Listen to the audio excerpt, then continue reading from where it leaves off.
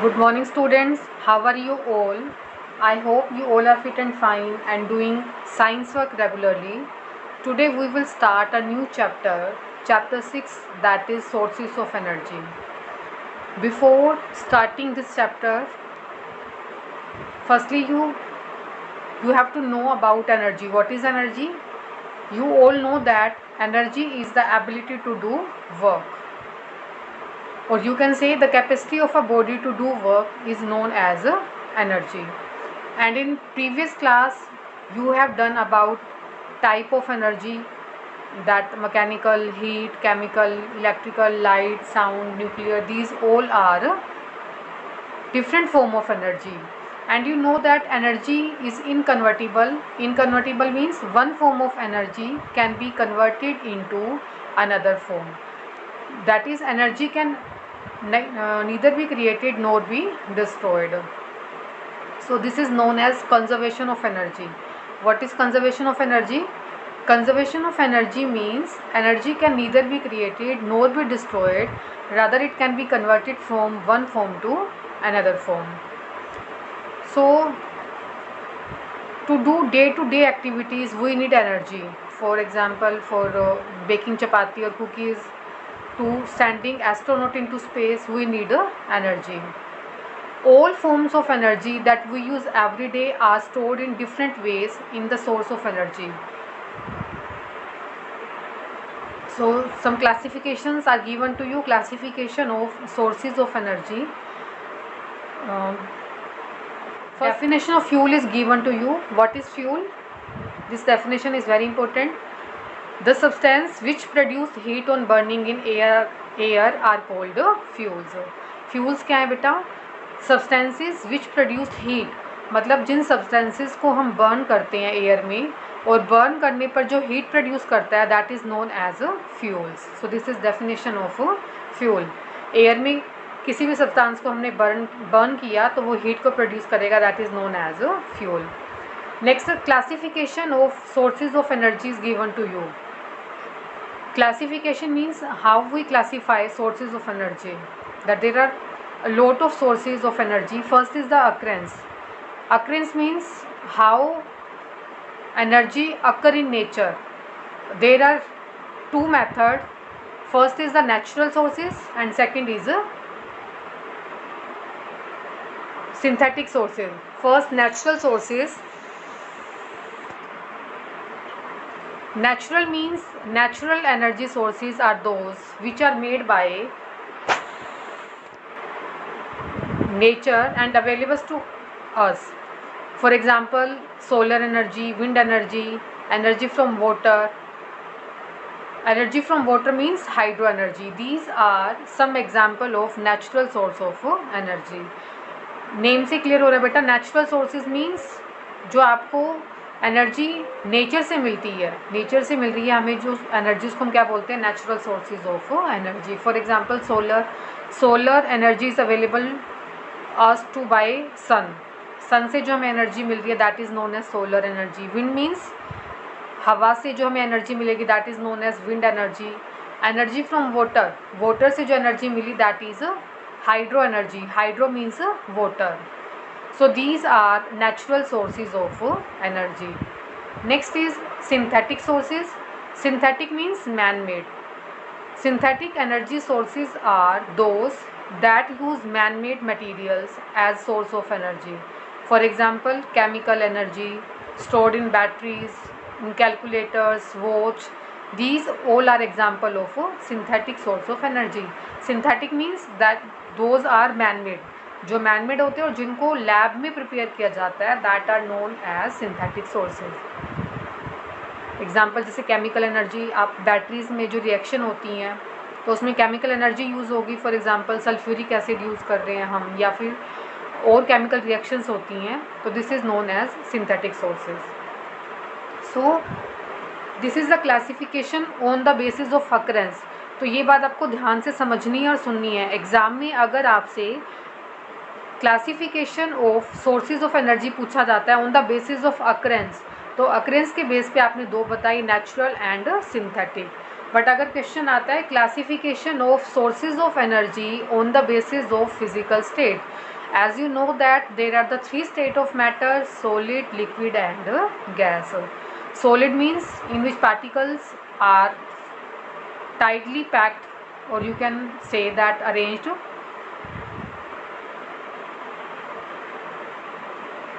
जिसमें particles tightly packed होंगे या अरेंज्ड होंगे उसको हम क्या बोलते हैं? सॉलिड.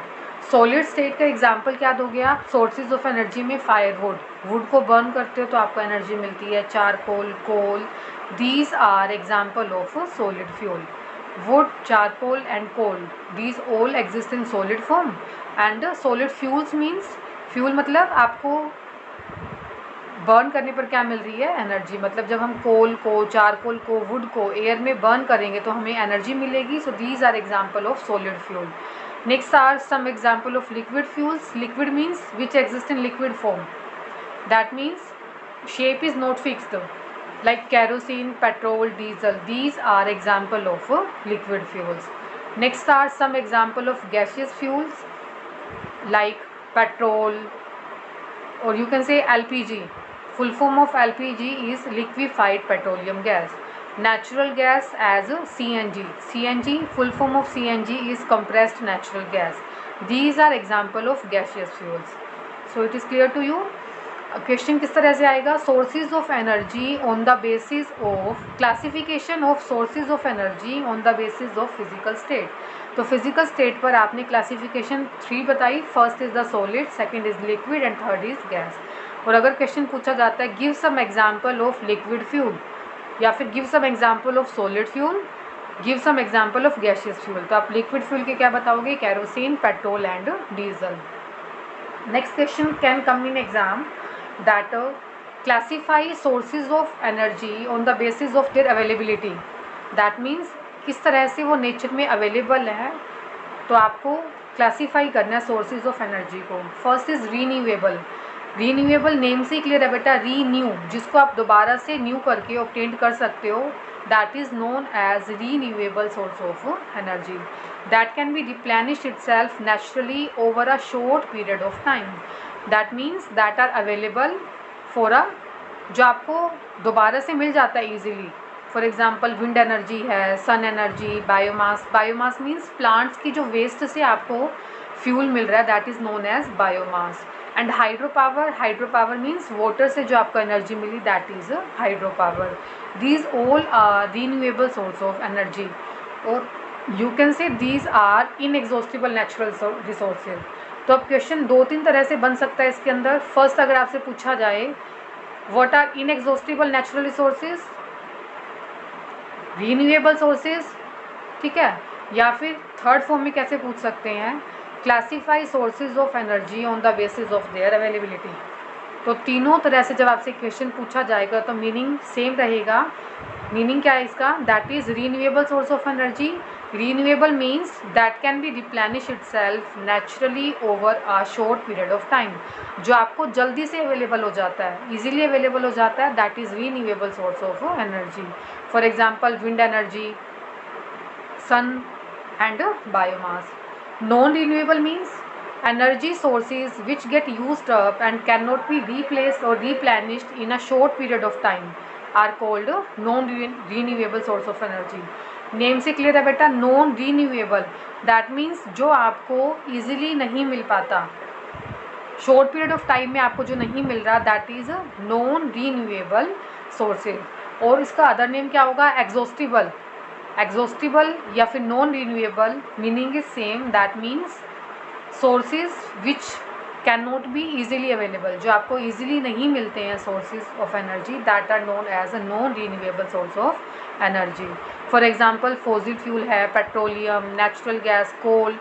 आपको पता है कि these are non renewable source of energy because coal को बनाने में मिलियन ऑफ ईयर्स लग जाते हैं. नेचुरल गैस है, petroleum, petroleum means petrol and diesel, petrol diesel है, कोल, नेचुरल गैसेस लाइक CNG, इन सब को प्रिपेयर करने के लिए मिलियन ऑफ ईयर्स लगते हैं. So these are non renewable source of energy. That means that can not be replenished in short period of time, जो आपको थोड़े टाइम में नहीं मिलते, जिनको बहुत ज़्यादा टाइम लग जाता है बनने में, that are known as non renewable source of energy.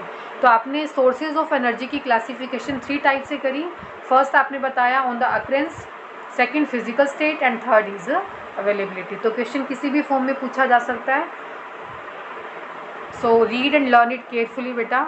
Next, do you know is given to you, a reasonable good estimate of the quality of fuel can be attained through what is known as its calorific value. Now question arises, what is calorific value? This definition is very important. Calorific value of a fuel is the amount of heat obtained from it when a unit mass of this fuel is completely burnt out under ideal condition. अब question क्या आता है बेटा, calorific value को define करना है। Define the term calorific value. तो calorific value को डिफाइन आपने कैसे किया, जब आप 1 किलोग्राम फ्यूल को बर्न कर रहे हो, तो 1 किलोग्राम फ्यूल को बर्न करने पर जितनी आपको हीट मिल रही है, अमाउंट ऑफ हीट ऑब्टेन्ड, ठीक है, जितनी आपको हीट ऑब्टेन्ड हुई, that is known as calorific value of that fuel. ठीक है, आपको कुछ एग्जाम्पल गिवन है। For example, calorific value of coal is 30,000 kilo joule per kilogram and wood is 20,000 kilo joule per kilogram. तो अब इस do you know में से 3 तरह के क्वेश्चन बन रहे हैं बेटा।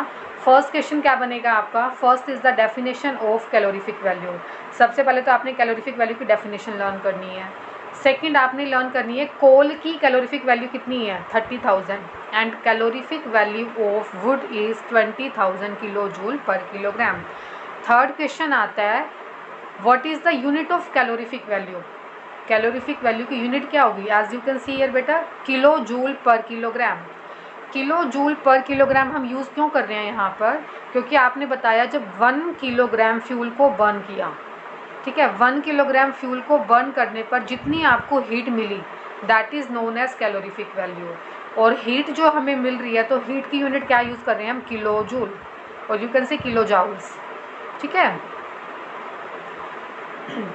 अब पेपर में जब आपके पास न्यूमेरिकल आएगा, तो आप न्यूमेरिकल में आपको गिवन क्या होगा, सपोज दैट आपको 2 फ्यूल गिवन है और उनकी कैलोरीफिक वैल्यू गिवन है।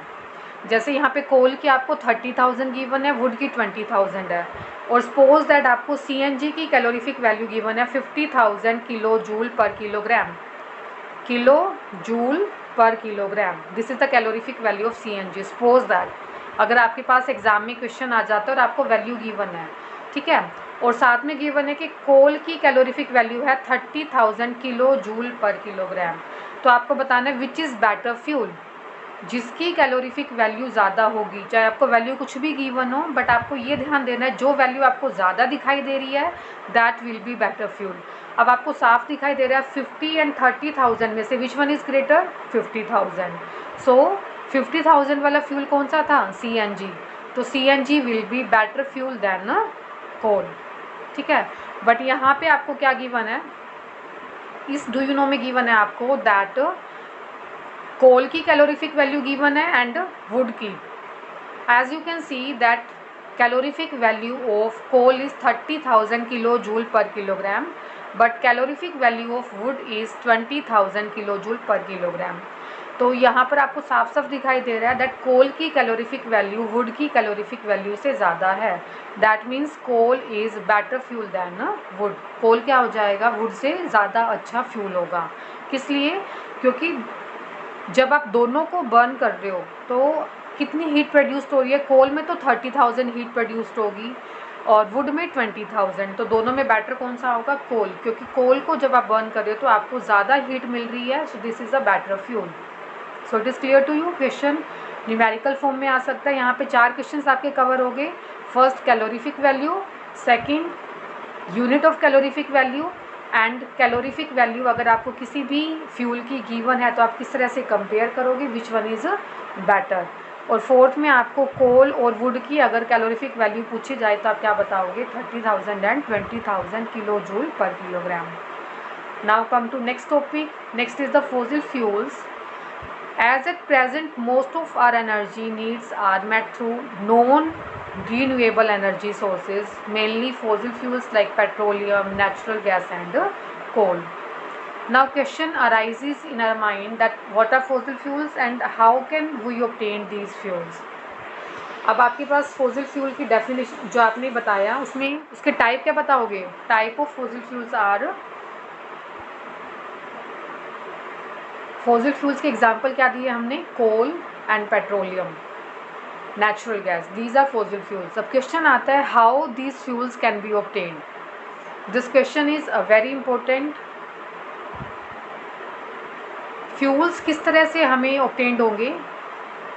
Fuels are so called because they were formed over a period of million of years by the action of heat from the earth's core and pressure on the remain of dead plants and animals. Fossil fuels बनते कैसे हैं बेटा? जब million of years के लिए plants और animals की dead bodies कहाँ पे रहती हैं? इन द अर्थ सरफेस, अर्थ के कोर में.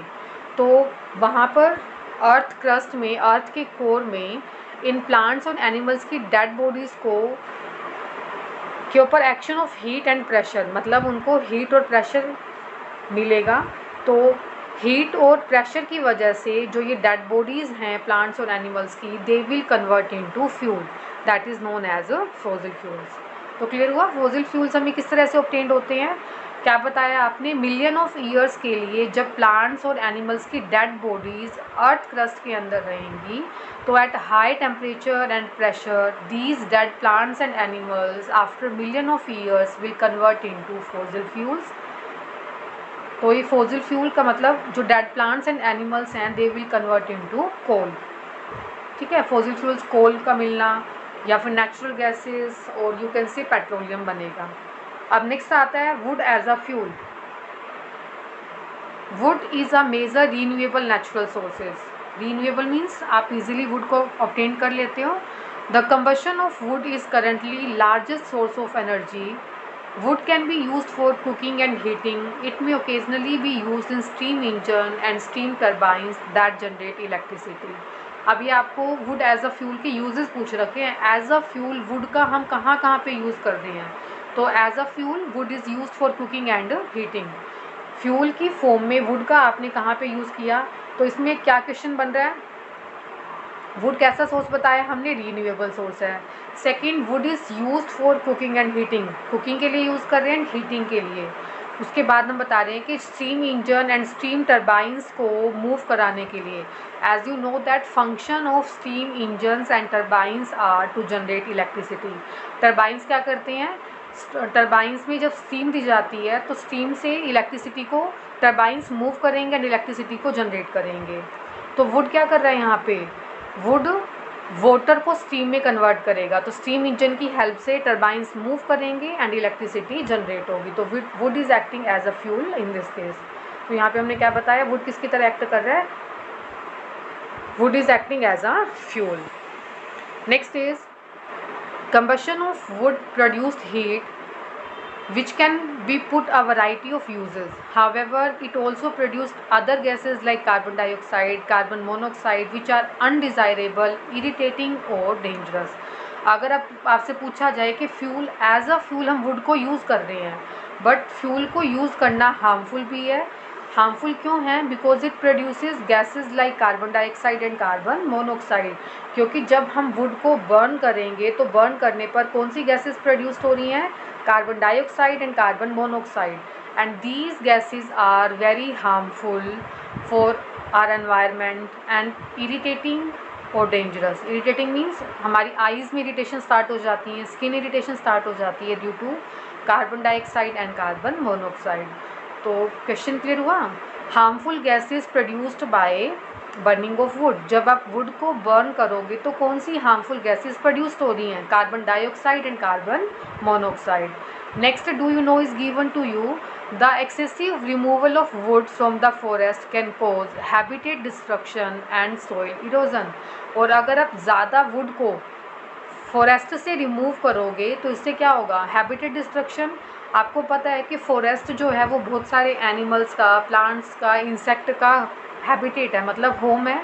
एक ऐसा प्लेस है जहाँ पर बहुत से एनिमल्स, प्लांट्स सर्वाइव करते हैं. तो अगर आप ट्रीज़ को कट करोगे, ट्रीज़ को कट क्यों कर रहे हैं? वुड को लेने के लिए। तो ट्रीज़ को हमने फॉरेस्ट से कट किया तो प्लांट्स के लिए और एनिमल्स के लिए, इंसेक्ट के लिए जो रहने का प्लेस है वो ख़त्म हो जाएगा and soil erosion will start. Soil erosion means soil particles bind up नहीं रहेंगे, soil will move from one place to another place, so its combustion release more carbon dioxide than its biodegradation।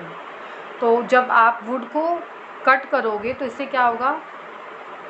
Obviously cut कर रहे हो तो आप उसको burn करोगे, तो बर्न करने से कार्बन डाइऑक्साइड गैस प्रोड्यूस्ड होगी। कंबशन मीन्स जब आपने इसको बर्न किया वुड को तो कार्बन डाइऑक्साइड गैस जो प्रोड्यूस्ड हुई दैट इज़ हार्मफुल।